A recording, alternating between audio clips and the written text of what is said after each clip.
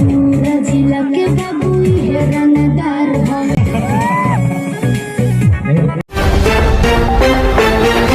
जय भीम साथियों, नमो बुद्धाय। भोजपुरी इतिहास में एक ऐसा रिकॉर्ड बना दिए चमड़ान स्टार विकास राव, जिसे देखकर भोजपुरी के सिंगरों में खलबली मची हुई है। जी हाँ दोस्तों, आप सब बिल्कुल सही सुने। अभी तक भोजपुरी के इतिहास में ऐसा नहीं हुआ कि किसी सिंगर के फैंस ने डीजे वाली गाड़ी पे उनका फोटो लगाकर ऐसा दृश्य दिखाया हो जो विकास राव के फैंस करके दिखा दिए। दोस्तों, ये जो दिख रहा है स्क्रीन पे वीडियो काफ़ी तेज़ी से सोशल मीडिया पे वायरल हो रहा है। आप सभी को बता दूं कि ये डीजे वाली गाड़ी है और एलईडी पे विकास राव का पिक्चर लगाकर काफ़ी तेज़ी से इस वीडियो को वायरल कर रहे हैं विकास फैंस। तो दोस्तों, अगर आप सभी भी करते हैं विकास राव का सपोर्ट तो मेरे वीडियो को लाइक एंड शेयर कर दीजिए और चैनल को सब्सक्राइब भी कर लीजिएगा, ताकि और फैंस भी वीडियो को देख पाए और आप सभी तक विकास राव से जुड़ी न्यूज मिल पाए।